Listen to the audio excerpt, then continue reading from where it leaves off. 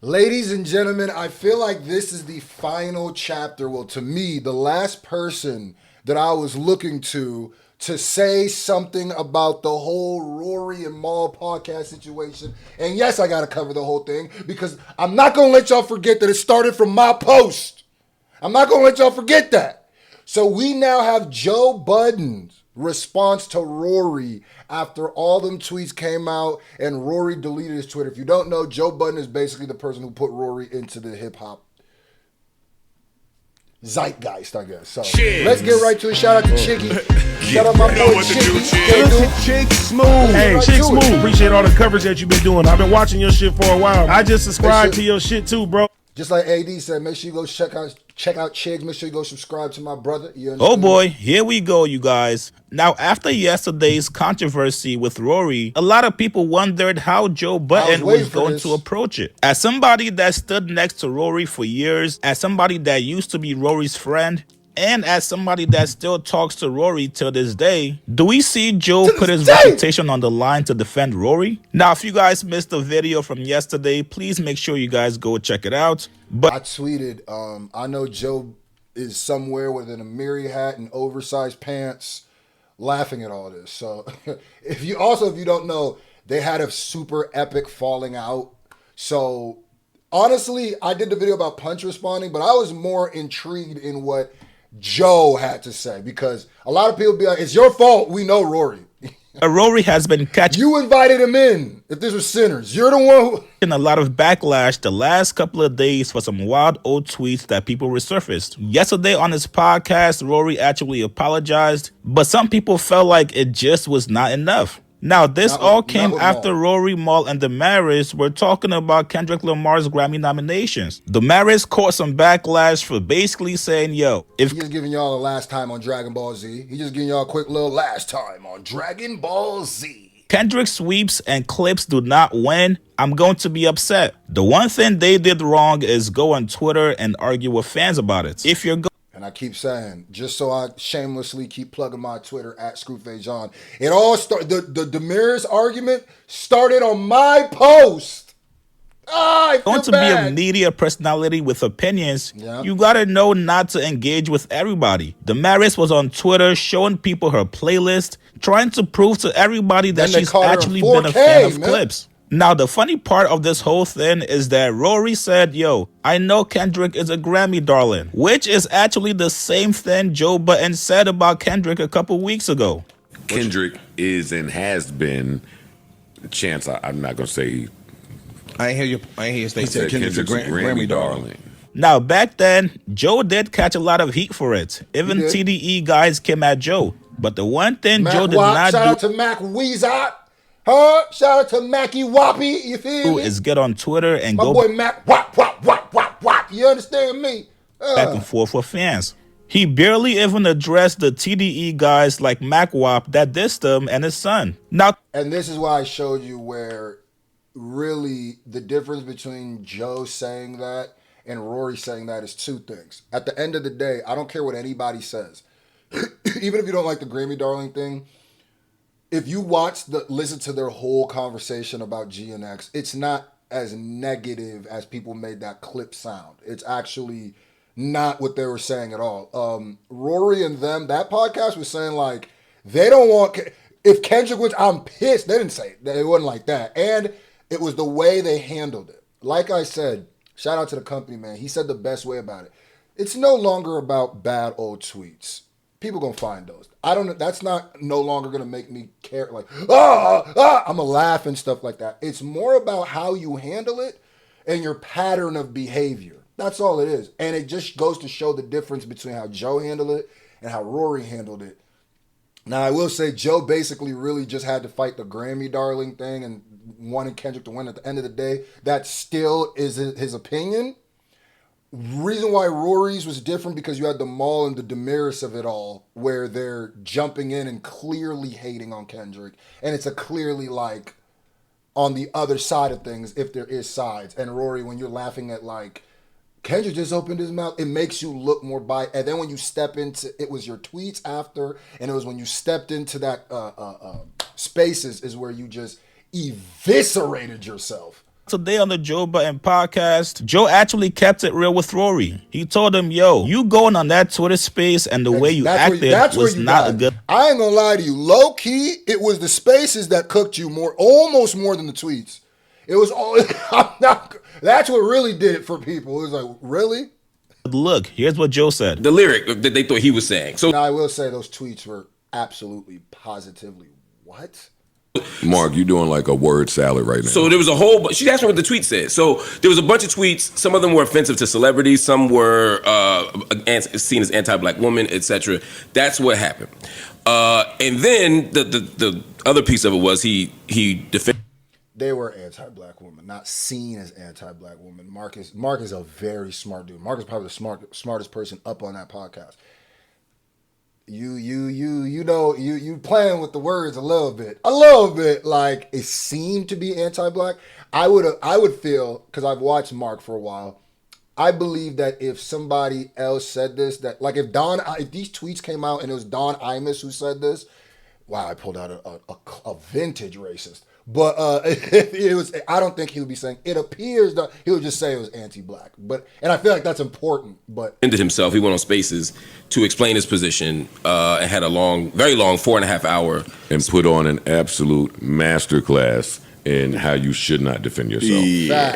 4.5 hours is way too long. An absolute, boy, that was... You said in how you should not. Should not. Yeah. Joe finna cook. It is a way to do that. It really is. It's a science to it. And apologizing. People don't know how to do it, though. So I think that what he did right.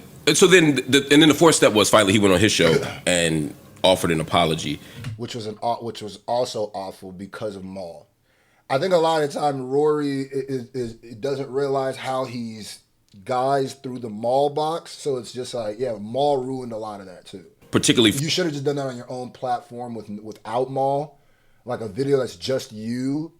It would feel a bit more sincere. But. For the dismissiveness with which he had dealt with the opening part of that conversation. In the spaces. Dismissive, smug, condescending, snarky, arrogant, dismissive, smug. Dealt with the opening part of that conversation. In the spaces. Dismissive, smug, condescending, snarky, arrogant, snarky. His position was... he pulled the belt out and said, come here, Rory. His position was, anybody that knows me knows that I don't hate black people, I'm not a racist, yada, yada, yada. People were trying to tell him, we all don't know you. Right, and this is how these tweets come off. A lot of the tweets were a lot worse than the looking in my rim rap lyric part that Mark I want to mentioned. know the worst I wouldn't read them. Oh. Yeah, I don't feel comfortable. I wouldn't even read them. But they were pretty bad. So I think people were just trying to hold him accountable and get him to at least acknowledge that in them resurfacing, there are people that weren't around. Joe is smoking this topic. And he's smoking it in a way where it's not just like, F Rory! There's understanding, but then there's also like, but this is why all of this is stupid. This is where you did wrong. So he's belting him, but with a little bit of love. Like he belted him. Then you know that belt in the after, when you cry, say, see, this hurt me more than it's gonna hurt you. That's what one of these is going on. Back then, that are hurt, that feel a way, that listen to you, that follow you, that look up to you, yada, yada, yada, all of the...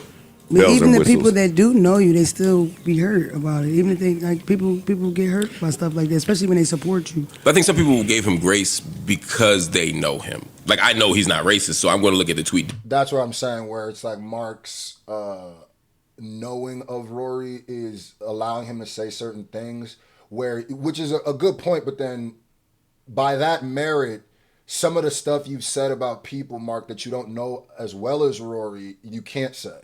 If you're doing that to shoot bail because you know him in real life, then you're kind of saying, like, because I've heard you make accusations and claims of people as if you knew them as well as you knew Rory, and the most maybe you've done is interview him or something like that. So it's like, you know what I'm saying? So if that's the way you live, you gotta live by that sword, you gotta die by that sword. You can't really make claims about people's character unless you know them as well as Rory, if you're saying that since you know Rory.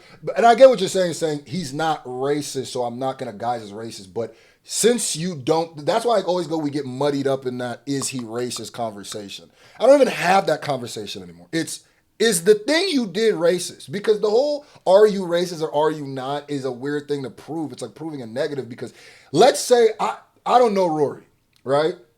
I can't speak to him being racist or not, right? Let's say Mark Lamont Hill, he has absolutely not racist thing at all. But let's say that somebody has had a racist experience with Rory before. So it's like you couldn't even say all the time. You know what I mean? So I'm no longer, are we proving that this man is a racist? I feel like that's a smoke screen. Let's just talk about the thing you did. Is that race? So that's what has you saying things like it seems anti-black. When it's like, no, it is anti-black. But that's what I'm saying. But like I said, Mark Lamont Hill is probably my favorite person on this podcast. I love Mark. Like Mark is one of the most important people that we have in the black community on media right now. For real. Differently than somebody like who I doesn't. can't know a white boy enough that he can't say nigger. Oh nah, Mona just said literally everything I just got done ranting about in one sentence. Not racist, so I'm going to look at the tweet differently than somebody Like who I doesn't. can't know a white boy enough that he can't say nigger. God. And he didn't. Oh, well, And I'm he just didn't. saying. I usually Yeah. I just want to be clear know for the a white audience. person enough that they could. But Mark, you know what she's saying. You know what she's saying. Now you're doing semantics a little bit where it's like, he just said it. That's not what she's saying. The theme of what she's saying is, what's that story where I think it was the frog or something, or the bird trusted the crocodile or the fox across the river? It's just like, yeah, that might, she's basically saying, as a bird, I'm just never going to trust that crocodile. Even if 9 out of 10 times you get across that river, fine. It's that 10th. It only takes that one time so you turn into a full course meal. You know what I mean? Do racist shit, but whatever. Yeah, I thought some And of I'm the. not saying all white people are the crocodile in that example. I'm just saying that you can't know, even, it's not even specific to white person, you just can't know anybody that unless you know them. Like, and then I feel like, let me not rant, but what we call knowing, that has, the bar of that has lowered too. Like if you got 3 conversations, 3 interactions, and they could all be in a work aspect, and then niggas think they know somebody. The more tweets I saw, the more I was like, yeah, that's even if I'm being generous, that's too much, right? And I think that he will likely address that. It got big. The story got bigger than I thought it would be when I saw it on TMZ. Yeah, that's crazy. Damn. Yeah, when I saw it on TMZ, I was like, ooh. And CMZ boiled a lot. It grew legs. Yeah. It grew legs Joe rather cooked him on this. quickly. Joe ethered him like, but lovingly. Yeah, it though. did. yeah, and mentioning Beyonce doesn't ever stop things from growing legs. Yeah. So That's where you that's its messed own. He mentioned Beyonce. Not Queen Beyonce B. tweet. Yeah, What? rolling this shit off. Yeah, That whole white. 2011 was a different time. Y'all agree that Twitter was like a whole nother place back then. It was. It was. It was. It was. I It wasn't was. doing it. Oh, go That ahead. just doesn't excuse anything. Yeah. Yeah. No. It was. I was there for it. I participated. It just And doesn't. that's why I said, like, I don't really get mad at old tweets, bad tweets, because Twitter was a different place back then. But that's not an excuse. It's still not an excuse, right? Like, if somebody's offended and they just saw this newly, to a lot of, well, let me not say it's not an excuse. To a lot of people, that's not enough. You know what I mean? Where you still got to speak to it, be like, if I made a crash joke, that I just done a third, I will say, I think certain people have to take into consideration that what the point of some of that stuff, like Joe Budden said, I participated. Like, it was a different thing there, right? It would be like, you know what it would be like? If you ever visited E-Bomb's world and were in that comment section or the original World Star comment section, right? If somebody started pulling some of the stuff that maybe you might have done or stuff, you would want there'd be some sort of grace and be like, bro, that's how we... But Joe's cooking here is like, that's not going to be enough for everybody. And that's why I said the tweets don't really impact as much as the way he handled it. It was the spaces for me that got him. Excuse anything if the tweets ever come up. Which, number one, I'm confused how people that have some stuff going on are not doing a forensic cleanse I on got their across their 8,000 social media. followers and deleted everything. Well, you know, some people use there's devices and tools you can use to find stuff even after you delete it. Yeah. Well, technically, they have to not if you delete it before they find it. There are ways you could find like that, but not necessarily. But like, and then if people are going that far back too, that's another thing too. If somebody like if they're going that far, like if you're doing that to try to get, now I gotta look at you like Come on, brother. Like, but that's different. I feel like you making an effort to delete it to change. Yeah, thank you, Mona. Goddamn, Mona. They said exactly what I'm thinking. It's like, yeah, because at a point, it's like you're making an effort to try to be like, ooh, that was a wild time. Let me go ahead and do that. There's devices and tools you can use to find changes the narrative. Yeah. But I'm just wondering if I don't even know if this stuff was still any step you can implement to make those tweets harder to come across. For sure. For the casual, you should take those. You should take those steps. I'm just wondering. I was wondering if he deleted his and they found him anyway. That's all I'm wondering. I don't know. No. Oh no, they just sitting there. I don't think so. Okay, got you. I haven't asked him that, but got you. Yeah. In 2011, them tweets were so bad they start kicking my back in. Hey, them tweets were so bad. This motherfucker Joe Budden broke him into the coach. I was like, I didn't know this nigga in 2011. I had no idea who he was in 2011. Yeah. But do I think Rory's racist? No, of course not. Yeah, do I think that? And they know, like, I'll take that from Joe, pause, because Joe knows Rory. Like, he's been in a lot of situations, worked with him for years in a very close situation where it's like, if somebody's like, yo, but like I said, everybody's experience could be different, but I'm not going to sit here and call Rory a racist. I will say the things he was saying was racist. If they were jokes, they're racist jokes. But everybody was trying to be Dave Chappelle back in the day on Twitter and get off their little edgy jokes. Everybody thought Dave Chappelle show. Must always, there's just law to how white people have to listen to black people in black spaces. I feel. That's why the spaces was the problem. Like, I agree. If you problem too, but the hurt someone with your words, and when the words are of a certain context, yeah, I don't think it's your right to be smug in that instance. And I think he acknowledged that.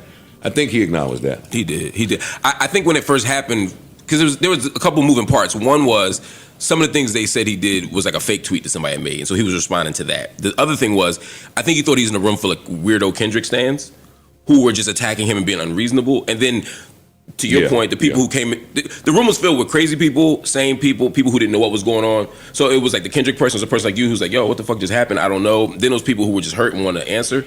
And I think, if some of y'all don't know how Spaces works, it might be, there wasn't equal representation on the stage at first. So I think part of it was he was responding to a certain kind of person. And I think that contributed to the dismissiveness. It still was dismissive, but I think that contributed to it. And then as it got bigger, sometimes you get in a situation you dig your heels in and you just double down on the shit you're already doing. And I think that's what happened, and it just got worse. But you absolutely should not defend yourself in that way. Especially when you got a platform. I want him to just step out the room and think about it, and then. That's the thing, the platform part, and this is the thing with when you. That happened to me years ago, and they was like ripping me apart at first. So sometimes you respect. Okay, I really just wanted to hear Joe to be super villain. And I don't want to watch the whole thing. Y'all could go watch the rest of that, see what Mona and Mark and them ended up saying. But hey, Joe pretty much nailed that. And like I said, I don't care about them tweets or the edgy jokes or stuff like that. It's the pattern that bothered me. And it was the way he handled it. Now, like I said, if somebody deletes old bad tweets and you're using some technology to uncover them and be like, I'm back, go away with that. And another situation is if somebody is apologizing, because I've seen this too where once people want blood, they want blood, right? I'm the type of person that if you said some crazy stuff and you apologize for it, I'm not going to kill you. Especially if you apologize the right way. Like you say it and you're sincere about it, what can we do? What can we do at that point? I'm not going to, I'm not going to attack. Because I've seen people, the way Rory did it was disgusting, was stupid, right? He handled that real bad. But I've seen people actually handle it pretty good with the same like bad tweets, and then they're just like, I don't care. It's like, if that's the case, then we're being phony by acting like, oh, you just got to own up to it. And da-da-da. You're like, yeah, bro. Come on. And at the end of the day, your actions, to me, will always trump your posts, your tweets, your comments, your jokes, your actions. But Joe, hey, you caught you one here.